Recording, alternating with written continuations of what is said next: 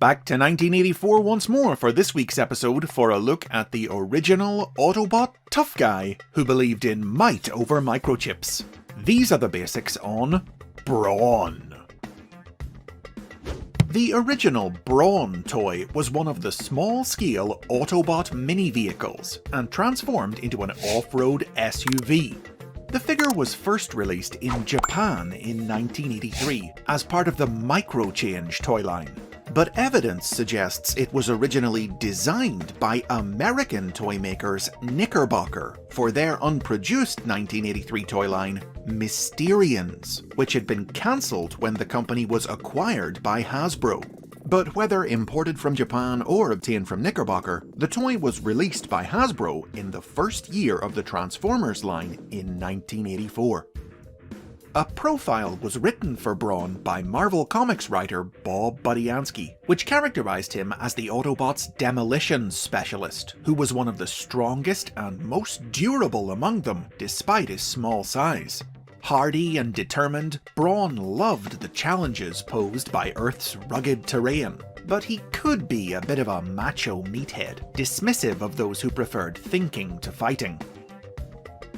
BRAWN was one of the more prominent Autobot characters in the first season of the Transformers cartoon, with large roles in several episodes. He teamed up with Windcharger to investigate Decepticon activity in the Andes Mountains, travelled to Cybertron to rescue captured human ally Sparkplug Witwicky, and tackled the Insecticons in Bali. The continued availability of his toy in 1985 ensured that BRAWN remained part of the show's cast in its second season. Though not as major a character, he did star in another Spotlight episode, in which his disdain for intellectuals saw him butt heads with Autobot scientist Perceptor, until Perceptor won him over by saving the Autobots from a superpowered Megatron, convincing BRAWN that brains could be just as important as muscles.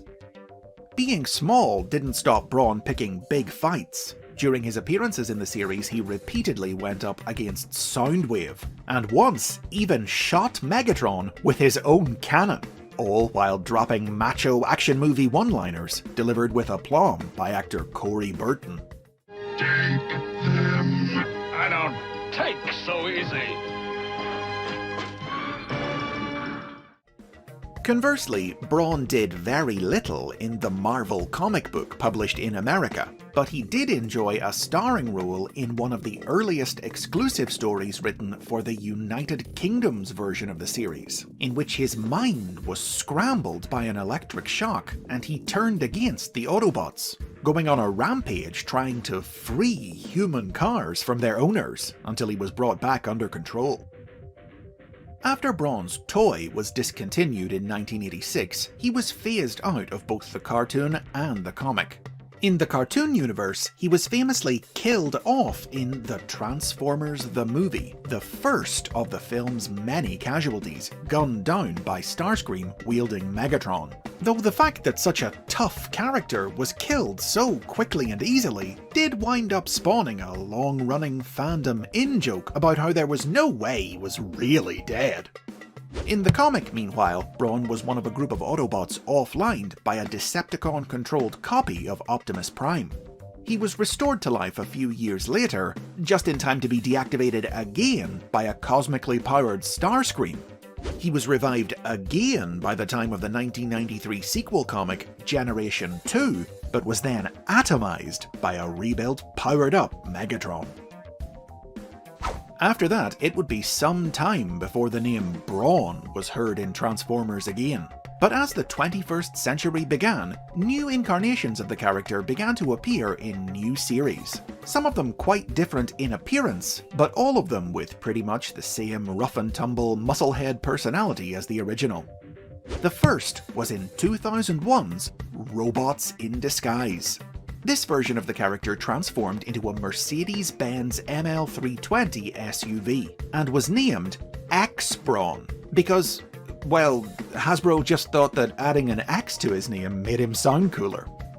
BRAWN was the eldest of the 3 Autobot brothers featured in the series, who were all part of an undercover Autobot team posing as ordinary vehicles on Earth. BRAWN often masqueraded as an SUV owned by an unlucky human named Kelly. Now, this series was created in Japan, and there, BRAWN was conceived as a new character named Wild Ride. But when Hasbro imported the series, they renamed him, and it's easy to see why. As a strong-armed bot who loved the rough terrain of Earth, he had a lot in common with the original BRAWN, though the English version of the show added a further twist to the character, playing him as a rambunctious cowboy. Alright, Wranglers, hit 'em up and move 'em out! Corey Burton returned to voice the Transformers animated version of BRAWN, who appeared in the cartoon's 3rd season premiere in 2009 as a member of the Autobots' Team Athenia, defending a space bridge outpost against the Decepticons' Team Char. BRAWN joined the world of the live-action movies in 2010 as part of the Revenge of the Fallen toy line, sporting a Hummer-style SUV alternate mode. This incarnation of the character didn't appear in the films themselves, but would feature in various tie-in comics around the world, as one of the many Autobots working alongside the human forces of Nest. The original BRAWN, meanwhile, has continued to appear in media like comic books and mobile games fairly regularly, though he's never again been as notable a character as he was back in the original cartoon. Still, he has enjoyed some standout moments here and there, like going up against Decepticon combiner Bruticus in Dreamwave Productions comic books, beating up Starscream in IDW Publishing's comic books, and in an especially unusual appearance in 2013's Transformers vs. G.I. Joe, falling in love with and marrying G.I. Joe CoverGirl, and even using techno-organic technology to conceive a child with her. Various new toys of BRAWN have also been released over the years, starting in Transformers Universe in 2008. A much larger figure, a retool of Transformers Prime Bulkhead, was planned for release in the Transformers Generations line in 2012, but was cancelled. It would instead eventually be made available in 2014 as part of the Japanese exclusive Transformers Cloud line, representing a version of BRAWN from a universe where the Autobots were the guardians of the multiverse, where BRAWN was badly damaged in battle with Starscream and upgraded into this huge new form by the vast powers of the multiversal entity Sara. Surprisingly, 2 separate BRAWN toys were released in 2016's Titan's Return line. The first was a tiny Titan Master, which transformed into BRAWN's head and could connect to larger figures released in the series, and which came with a miniature battle mech that triple changed from SUV to hoverbike to rifle for other toys to wield. While the second was a more traditional figure, which included a cockpit in which the Titan Master could ride. When these figures were released in Japan in 2017, they earned BRAWN an appearance in the Transformers Legends manga, a comedic comic that told the story of how BRAWN had been reduced to a Titan Master after being caught in the explosion of a black hole, and now had to resort to using a replica of his original body that he piloted like a mecha. BRAWN's most recent notable appearance was a brief but memorable cameo in 2018's Bumblebee movie, fighting in the final battle of the War on Cybertron. He appeared in the film with a new design based directly on his classic Generation 1 look, a toy of which would later be released in the Studio Series line in 2022, complete with a drill accessory used by BRAWN in a few episodes of the original cartoon. And he would also appear in a motion comic included as an extra on the movie Blu-ray, fighting his old enemy Soundwave on Earth. Responsible for suddenly propelling the tiny but mighty Autobot back into the spotlight, this new cinematic appearance was small but significant, 2 words that describe a bot like BRAWN perfectly. And those are the basics on BRAWN.